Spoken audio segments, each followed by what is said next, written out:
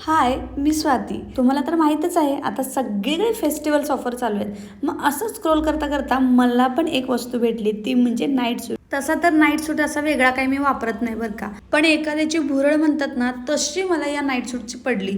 त्याच्यामुळे मी हा पटकन ऑर्डर करून टाकला. आणि आता बघूयात कसा दिसतो याचा लुक. पण कापड हातात घेतलं ना तर एवढं सुंदर आणि मऊ होतं ना की तुम्हाला काय सांगू.